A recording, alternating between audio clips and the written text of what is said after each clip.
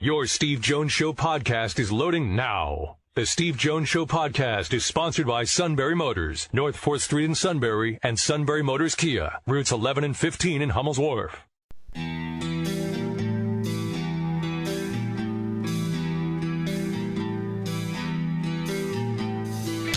Sports talk where your voice counts. This is the Steve Jones Show on News Radio 1070 WKOK. Now from the Sunbury Motors Studio, here's Steve Jones.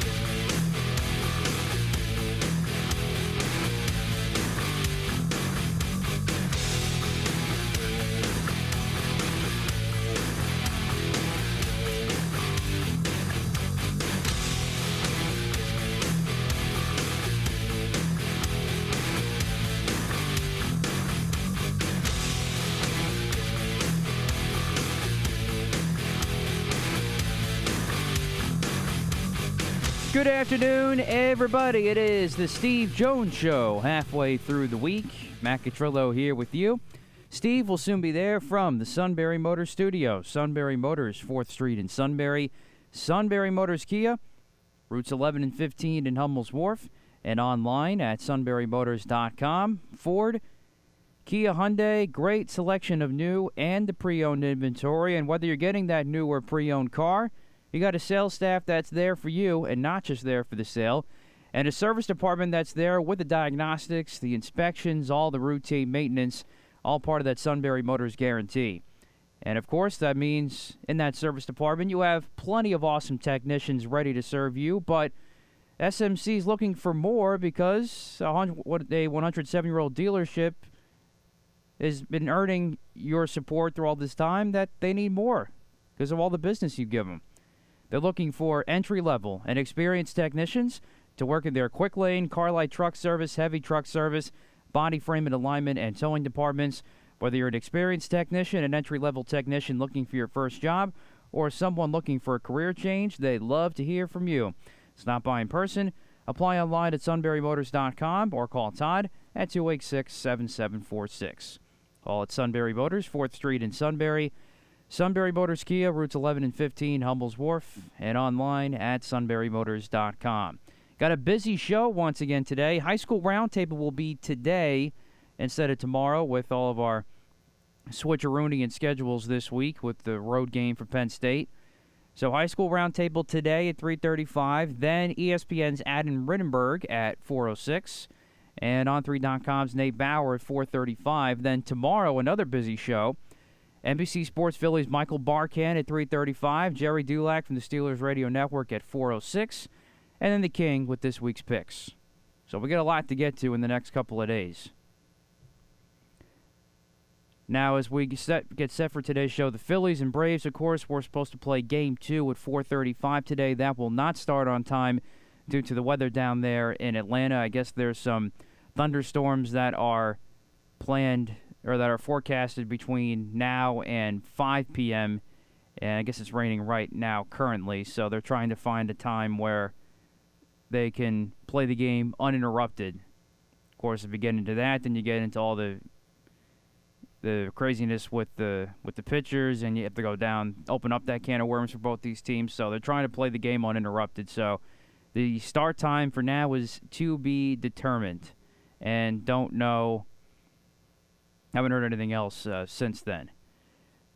But here's your Phillies lineup once they do get going.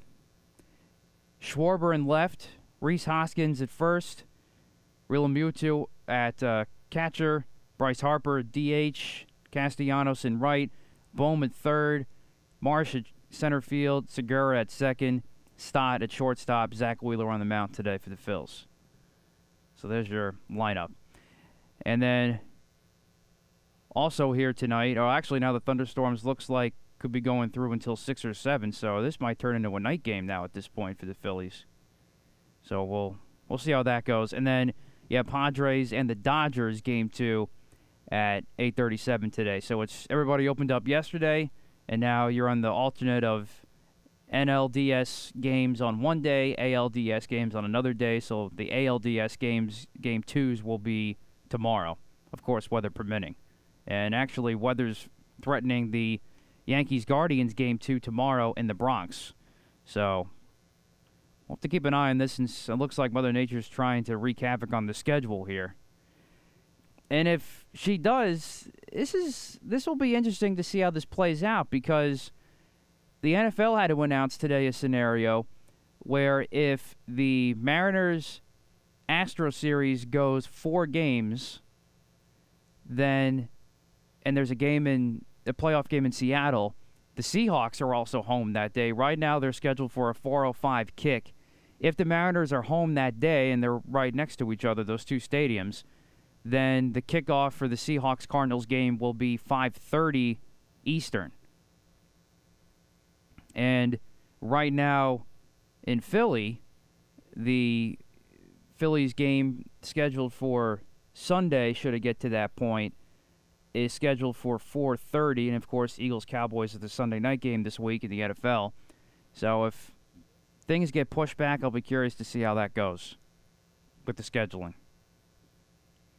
So we'll keep an eye on that. We'll keep you posted on all that once we see if we have a start time for the Phils and the Braves. Phils, of course, up 1-0. Dodgers win last night as well. They're up 1-0 as well.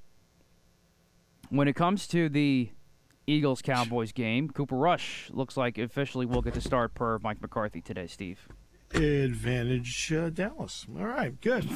Okay, so there you go. There you go. Worst case scenario you could have. They're actually going to start the guy that is going to beat you like a drum. All right. No, senor! No, senor! No, senor! Cocky group in Philadelphia. And then your chances of getting the World Series died on one swing yesterday.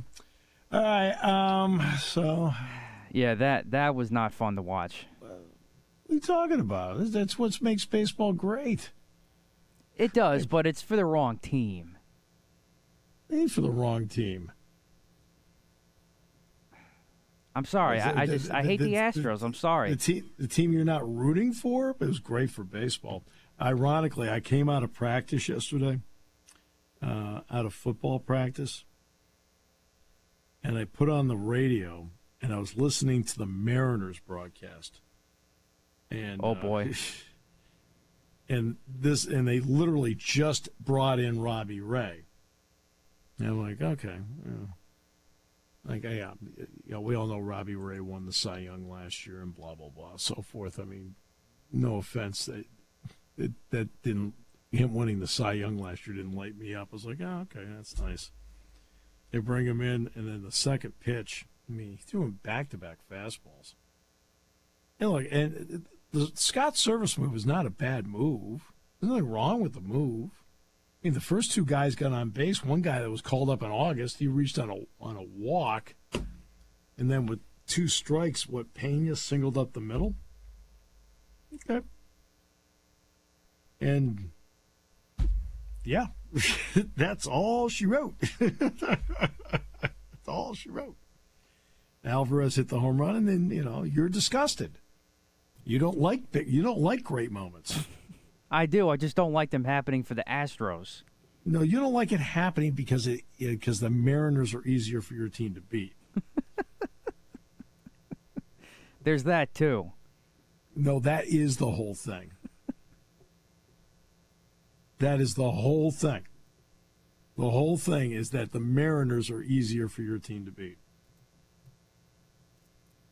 Yeah, that's part of it. I don't deny it. Well, no, that's because you root for your team. I am a neutral observer. I was very impressed by Judge's 3 strikeouts last night. So get the lingerie on the deck. Call the janitor. Just kidding. The Indians can't hit. The Indians. That's twice I've done that now. The Guardians cannot hit enough. They cannot hit enough to win a game in this series. It just can't. Now, it's going to switch up because of what Bieber, I think, goes tomorrow, right? Correct. It's Bieber versus Nasty Nestor tomorrow. Yeah, for people that don't know. So we don't use nicknames here. I actually use the names of the people. Nestor Cortez is who he's talking about. We actually, use the full names. Because, I assume, like somebody in Winfield's not sitting there going, who's Nasty Nestor? Oh, my almighty! Is he one of the sales guys that works with the suit? S-U-I-T, that spells Suta! G-O-N-E, gun. No. Did you like that? That was good.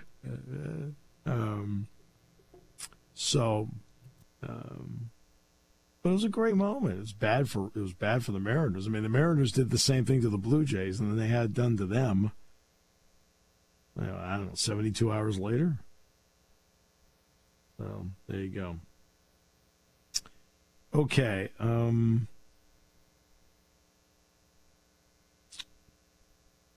Let's get to. We're working on getting, by the way, we are getting very close now to getting John Orand on the show. Great effort by Matt. No, you have no idea what I'm talking about. No, I tell you, we're very close getting John Orand on the show. Excellent. We are also working on getting Scott Docterman on the show.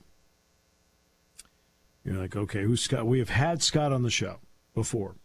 We had Scott on the show when he was covering Iowa football and basketball. So he's been on the show, I don't know, 3-4 times. He now writes for The Athletic. He did a sit-down yesterday with Kevin Warren after Warren was finished with his press conference. We will give you some of the highlights of that sit-down in a moment. We'll come back with more in a moment as we continue here on News Radio 1070 WKOK. When car repairs get difficult, Well, I just don't know. Me neither. we get good. Sunbury Motors. More than quality new and used cars, Sunbury Motors specializes in complicated auto repair diagnosis.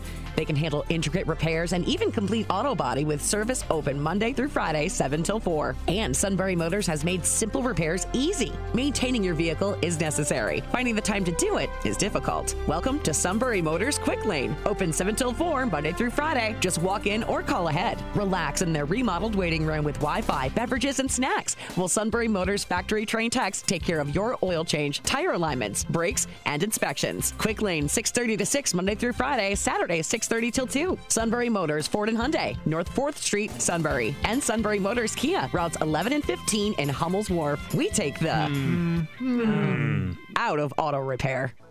And the pitch. Swung on, line towards right field. Coming on, Castellanos still coming. He dives, and he got it! Nick Castellanos with a full-out dive has made the catch in right field for the second out. What a catch! What indeed, what a catch. What a catch indeed. I had the TV on here in the Sunbury Motors studio, and I was watching it, and I made reference to it. And it's what you didn't see in the Yankee game last night, like big-time guys making big-time plays. And so it's, you know. You're actually right about that, except till later in the game. Your team just did nothing but routine stuff all night. Which is fine. You know, a team that can't hit. If the Guardians could hit, you'd be in big trouble. Let me please, I know you want to say the Yankees had a big time win yesterday. Whoop-de-doo. That's nice. Good for you. No, you beat a team they did just enough. Beat a team that can't hit. Okay, good. And I'm just kidding you. All you got to do is win at this time of the year. That's all that matters. But that play by Castellanos, I looked at that one, because if that ball drops, in fact, it may not be just that it drops, it might be extra bases. That's the tying run with one out. Maybe it's second, possibly third, if he doesn't make that catch. It's a fabulous play. Big-time play. And speaking of routine, the Dodgers-Padres game was pretty routine last night. The Padres only had one inning where they got any offense going. They had a chance to tie it up, and they wrapped into a double play. The usual mumbo-jumbo, which is, it's kind of getting out of hand with the ground. I think it was Myers. That ground ball was 101 miles an hour. He hit it real hard. Well, how about like the fielder did a great job of fielding it? They didn't mention the job the fielder did. If it's hit so hard, he had to react fast to make a play. No, it was how hard the ball was hit. Oh, yeah, that's a hard out. What are we doing here? Everything's exit velo and blah, blah, blah, blah, blah. It's like, come on. That would be a home run in 16 parks. Well, guess what? It's not a home run in this park.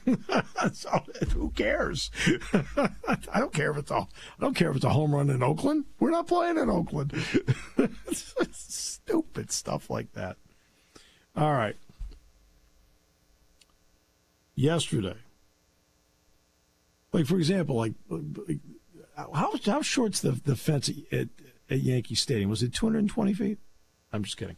No, senor! No, senor! No, senor! It's got a pop fly. It's gone. Yesterday, a very measured response by Kevin Warren, saying the Big Ten needs to be mindful when it comes to adding potential new members. So we sat down with Scott Dochterman of The Athletic, and we're going to try and get Scott on the show next week. He says he needs to be in tune with his staff and key Big Ten stakeholders rather than becoming influenced by external factors. That's a critical sentence that I want to resonate with the audience. And there are reasons why I say it. I'll leave it at that. Okay? And Matt knows when I say something like that, there are reasons why I say it. Correct, Matt? Absolutely. Okay. So, hey, once again, and this is Scott's sentence. Scott wrote this sentence.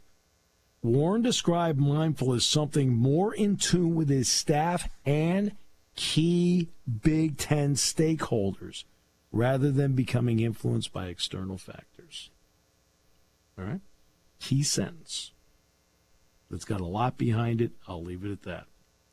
We've been blessed with 14 incredible institutions. That's the foundation of the Big Ten.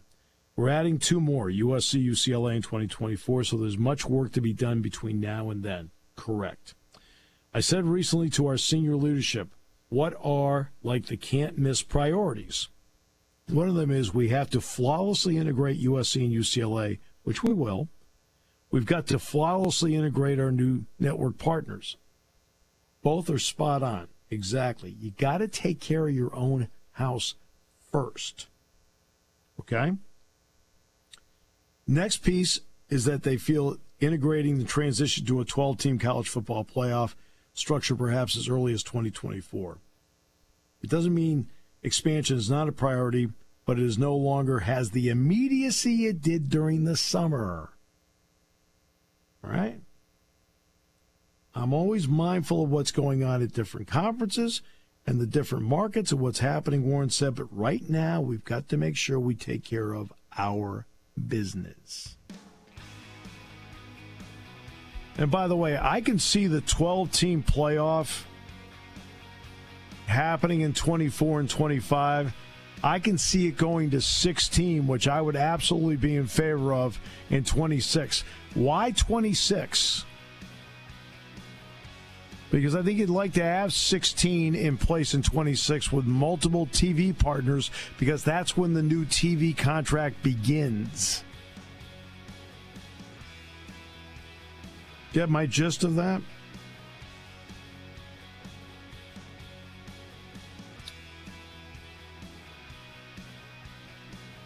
Those were interesting statements by Kevin Warren in the interview with Scott. All right, got a lot going on today. Our roundtable in the next half hour. All stories about the suit, not the games. Taking your calls at 800-795-9565. This is The Steve Jones Show on News Radio 1070 WKOK. Now, from the Sunbury Motors Studio, here's Steve Jones. So after an extensive legal battle, the All-State website, Buckeye Scoop, evidently one of their former All-Americans was able to get into their internal site, and they were using some of the practice footage, I guess, on the site.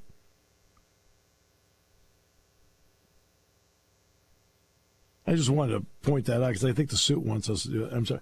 We got to have an advantage. I want streaming. All right. How about that? Fouled. That spells fouled. That's not good. Everybody's looking for an advantage. Can't you just be good at your job? In all seriousness, I was listening to ESPNU. It was on Sirius. And they had a Michigan, beat writer. He has his own podcast, website, whatever, okay? And he's going on about Penn State secondary and all the yards they've given up. I'm sitting there, I'm listening to this. He goes, and this is the weakness of the football team. I'm like, this is what you're telling people on the air? No, senor! No, senor! No, senor! I'm not going to get it. I haven't told you the publication. I have not told you his name or anything like that. And nor will I. That's not right for me to do that. But I'll say it straight out. I listened to that and I thought to myself, you are not good at your job. I mean, you got to watch a team. You got to see what they do, don't do, what the situations are, and so forth. I mean, you have to see that. I don't know. Today's show brought to you by Sunbury Motors. I mean, you were going to jump in and say something. I'm sure it was hateful. Go ahead. Well, I was going to say there was another tweet out there today that said, "Watch out for Matt Rule connection to Penn State if James Franklin leaves." And I'm just like, stop creating that stupid, lazy narrative. Everybody's been doing that. I don't really. Matt is a really good guy. Okay, he obviously is very close to Pat because Pat was at Temple with him. Okay. So like all this 2 + 2 = 5 stuff is out there on a wide variety of things because everybody's trying to get their story out one way or another, trying to get. And this is where, and in all honesty, this is where, like, for example, so I'll bring up something that the station cares about that I don't care about, okay? And everybody knows what it is. I've talked about it before. I could care less about tweets, about hits, or anything like that. You either want to listen to it or you don't, okay? It's up to you. If we get a lot of hits, that's somebody. I don't gotta go, hey, how many did we get? Oh, giddy. I got to do another show tomorrow. I'm not, my job is to make tomorrow's show better than today's show. My job is to make Friday's show better than Thursday's show. My job is to make Monday's show better than Friday's show. I can't control if people like click on, and I know you live by it. I got to go ahead, tell everybody how much you live by it. Go ahead. Are you referring to clickbait? Yes. See, I could care less about it. My job's to make the show better every day, which we're going to do in a moment here with the roundtable.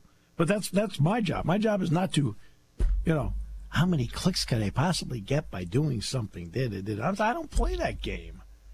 Okay, that's not how media works. I mean, for goodness sakes, we could have the sales staff click on 200 times and we got 200 views. Correct? Technically, yes. Not technically, absolutely. That's right. Anybody could do that. It's the quality of it. What's the quality? Are you putting out good content? We got Adam Rittenberg today. Good content. We got Nate Bauer today. Good content. We got Michael Barkan tomorrow. Good content. We got Jerry Dulac. Good content. We're going to have Reginald Walker on Friday. Good content. That's what it's about. And does it resonate then with the audience? Right? Matt whining, moaning, and complaining and telling everybody something is stupid. Good content.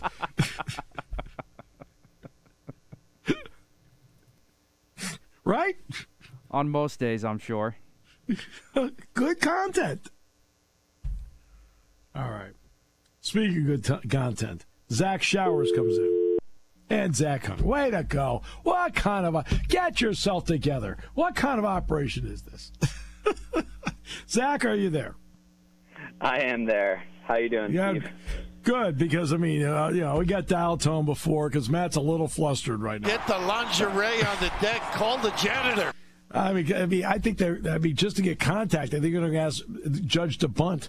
All right, so he's all worked up. Well, what did last week mean? With everything that they had going into the game, what did last week mean? Yeah, I think last week was big. I agree. Grove ended up coming up with a 42-6 victory over a Central Mountain team that, on paper and in person isn't a great team. They're winless on the season, but I feel like for the first time this year, Selinsgrove came out in a game and did what they were supposed to do. They jumped out to a 14-0 lead in the first quarter and then put 14 points up in the second quarter and 14 points up in the third quarter. The first-team defense was able to hold Central Mountain scoreless. So they came out and actually got out to a quick start, which was pretty important. And you just kind of felt like, if they were able to get a big play early or, get a big run early, that, everything would kind of fall together. And that's exactly what happened. So when I talked to you last week, Zach, it was about do we know where this team is? Did last week answer some of those questions, or you're not sure yet? I think it did answer some questions. I think they've been searching for consistency across the board, especially offensively. The defense has been solid when you look at, yards given up, when you look at points. They've been pretty much the same every week, although they have made some changes here and there with personnel. But offensively, I think what we're seeing is the ability now to establish a running game early and then pass when you need to. Some of that, I think, is just the fact that, you're still bringing a quarterback that had an injury a couple weeks ago and threw the ball pretty well on Friday night. But, yeah, you're still kind of coming together here, but you are liking what you're seeing as far as consistency offensively, mainly because you're able to establish that running game. All right, so then how do you view this week's game? This week's really interesting. Selinsgrove has close to a 2-hour trip out to Hollidaysburg, out past Altoona. So that's always a challenge in of itself, getting out of school early and being on the bus for 2 hours. And Hollidaysburg is okay. They're not great. Yeah, so they're an interesting team because they're 1-6. When you look at them on paper, you think 1-6. Well, what? And that one is Belfont, I believe. Right. Which they beat Belfont 32-0, and Selinsgrove beat them 31-0. So I guess by that point, the Selinsgrove is a 1-point favorite in the game. I don't know. So they had a similar result, although late in the season.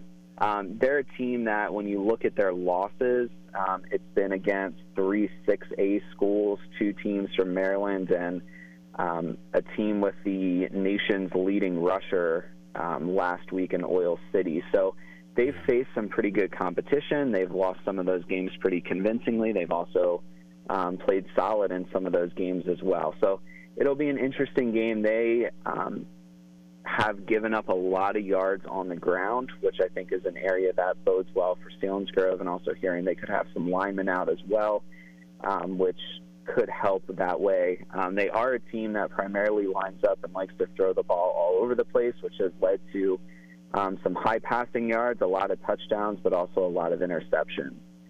Their leading rusher, who has under 200 yards on the season, hasn't played since week 3. So when you look at statistics there, that can be a bit deceiving.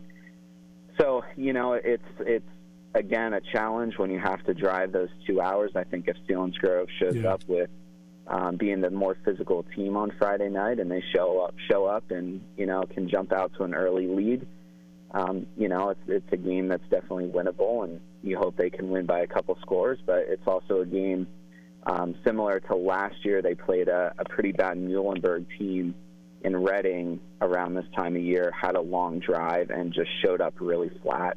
And I think ended up winning by about 10 points in a game that they probably should have won by 30 or 40. So, anything can happen when you're making that drive, and, hopefully Selinsgrove can show up and put together a good effort and press on to 6-2 on the season. Zach, always a pleasure. Thank you so much. Absolutely. Thank you, Steve. As they say at Illinois, Chief. How are you, Dave? Great to have you with us. Steve. I'm good, Steve. How are you doing? Good. I'm doing well. Thanks for asking. I know you had some doubts going into last week. Was it more just of reinforcing some of those doubts? Yeah, pretty much so. I thought again our defense played well at times. Mifflinburg tried to establish a running game the first quarter, and Shikellamy did a nice job of stopping them several times. And they went to the pass, and of course they've got a very balanced attack, and got ahead of us. And it was another game where if the offense could put points on the board, we would be. And I know it's kind of obvious. We would be in so much better shape because our defense is on the field all the time, and they just basically get worn down. Yeah, I mean, it's true. How many two-way guys are playing? Probably, I would imagine. I would think there's probably eight of them that go both ways. But here's the thing: that's too much. The rest of the guys, they might come in and they might go both defense and offense for a series, and then somebody might give them a spell on defense for a while or offense. So I would say the majority of the positions are being held by guys that are playing both ways in the game. And the other thing is, they've got to be on the special teams too, and that doesn't even give them a break there. But hey, listen, I as far as physically being what I would call tough on the field, I thought our kids were just as physical as Mifflinburg. In fact, there were a couple of plays that remember there was one tackle made that I said, boy, that was worth the price of admission, and it was one of our kids that did it. So it's they're like I think Coach Kaiser says, they don't give up, and it's just a matter of having getting the offense going. And Lucas Wetzel's got thrown into quarterback situation. How would you like to be the quarterback, and then when you're on defense, you got to go play defensive end, and so it's a little bit different situation for him. But I thought he did a decent job on against a pretty good Mifflinburg team, and we did get our running game going a little bit, and we played between the 20-yard lines. It seemed that we'd get down close to the red zone, and we'd have a turnover, or we would go 4 and out. So. Like I said, I think the offense is what Shikellamy needs if they're going to try to win any of these ball games. Bloomsburg's solid. They're another team that I can't see any difference as far as their offense, their defense, or special teams. They're all pretty solid. So it's going to be an interesting game here on Friday night. Yeah, no question. It's also interesting. Most guys that play quarterback end up when they play defense or playing safety. They don't usually go from quarterback and play defensive end. Do they have enough? Is this a question of not having, quote, enough athletes? Yeah, well, the question is the Turbo Ortiz young man has got hurt, and he was playing quarterback. But then he's also a linebacker. So it's again losing Brody Raybuck. The freshman quarterback, that really was tough. I mean, we didn't realize at the time how difficult it was going to be. But Brody's as a freshman he's the athlete they need at the quarterback position, and right now we won't have him back till next year. So you're right. You're absolutely right. It's a matter of not having. You play with what you have, and Lucas has had quarterback experience from before. He just hasn't been doing a lot of it this year because he was playing defensive end and tight end. So it's again, I think things could get better this week. He's got another week of running plays on offense, and hopefully, I'm hoping. Right. No, I understand that. It's going to be a tough matchup against Bloomsburg.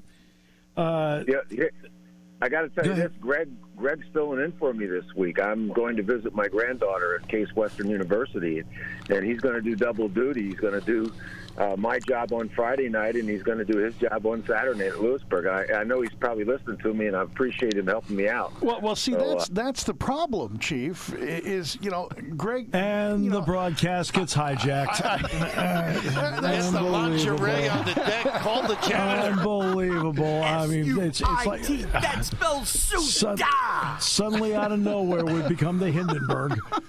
See, that's the problem. He doesn't understand everything that goes with it. I mean, not only do you have to carry the broadcast with the most intelligent commentary available, but you also have to carry all the equipment. See, Greg doesn't know what he's getting into yet. Oh, my almighty! We'll find out. Good luck, Greg. Good luck. I figure I don't have to talk much Friday night. Well, that's the plan. Oh, yeah, that's right there. You will appreciate yourself as a play-by-play guy when the game's over. I'll tell you that. F-O-U-L-E-D, that spells out. Have a good trip, Chief. We'll see you next week, buddy. Thanks very much, Steve. See you. To quote Ricardo Montalban in the movie The Wrath of Khan, I grow fatigued. All right, so Greg. Hey, how you doing? I figured I'd say the name loud enough to let the other guy know he's not supposed to talk here. Wait. There's a time where I'm not supposed to talk? God, it's look, there's 24 hours in a day, and I'm trying to make sure all 24 hours are suit-free. All right, so, we all have goals. So, Greg, let's get to the second game. Okay. Since Chief covered your first game. Yes, he did, and he did a great job. He did a great job. It's really this. You're going to see two games between Friday and Saturday, Greg. They're going to be pretty much the same thing. Enough defense, not enough offense. Is that fair? Oh. And I just heard the suit leave the room. He did. You're right. Okay, you're on the radio. Okay, oil the doors. Okay. Yeah, I mean, Get the lingerie on the deck. Call the janitor. Matt, where do we find these people, Matt? The question is, it's all on us to do that in the suit. It's unbelievable. It's like working. It's like working with a ditch digger. What's going on? Yeah, you're right, Steve. You look at these two teams, Midwest and Lewisburg. Midwest has scored 55 points in the year. Lewisburg has scored 51 points in the year. On offense, Midwest has a little over 1,100 yards. They have 1,116 yards total offense in the year. Lewisburg has 1,141 yards total offense in the year. So you're looking at these things and you're thinking, gosh darn, this could be a 3-0, 3-2, 7-6 game, Probably end up about 35-28, But exactly, but I see opportunity. Yes, exactly. And, when these two teams played last year, it was very similar to what's going on right now. Both teams had losing records, and this game was a little earlier in the year last year, and Lewisburg came out, and their team speed just overwhelmed Midwest last year, and Lewisburg got off to a huge first quarter lead. They put up 4 scores in the first quarter, and essentially that was the ball game. And I think team speed could be an issue again this year. Lewisburg has the speed advantage on their athletes. It's just a question is, does the line open up holes for those running backs to get through and stuff? So I think that, as every week, Steve, it's a key, this offensive and defensive line. But I'll flip it to this. We all know they're on a tough run right now. Sure. Fair? Yes. Yet, when you see something like this and you're facing another team that's also on a tough run, I think it changes the mentality in practice. Oh, yes. It has, and again, they're 0-7, Steve, but at practice last night, I was there for about an hour and a half watching them last night in practice. It's a spirited practice. The kids are up, they're excited, they're doing the same things they were doing at the beginning of the year before they lost the game, and that's a credit to the kids and a credit to the coaching staff to keep these kids involved like they are throughout this season. And that's Now, what about just one last question, because I know we're up against it here at the top. Yeah. But what about the quarterback play? And listening to Chief talk about all the twists and turns and how Shikellamy is. I mean, they're playing a defensive end at quarterback who's doing his best. How do you feel about the Lewisburg situation? Well, Lewisburg's quarterback's coming back. He was in concussion protocol the last 2 games, so he's coming back. He was cleared to play last game, but it was a coach's decision to keep him out of the game. And good for him. Good for him, by the way. That's exactly right, and that's why I said with something like that, that gives you a reason to want your kid to play for that coach, because he had the player's safety at mind there instead of the team winning or competing that last week. So I think that's going to be a key. And he only plays one way. He doesn't play defense. He only plays offense. And I think with the rushing attack they've had the last 2 games, changing offense, I think there's going to be some opportunities to throw the ball downfield on Saturday night when they play Midwest. By the way, you sound a lot better this week. Hey, so I feel a lot better, too. Good. No, I'm thrilled. I'm really happy about that. Thank you. Hey, good luck with both games. You'll be able to rest your voice on Friday. I feel like I will be resting my voice. I mean, all you do, you're just like your 5 seconds of filler, probably a quarter. Yes. That sounds good to me. All right, Greg, thanks so much, my friend. Hey, take care. You too. All right, Adam Rittenberg coming up on the show as we continue on News Radio 1070 WKOK.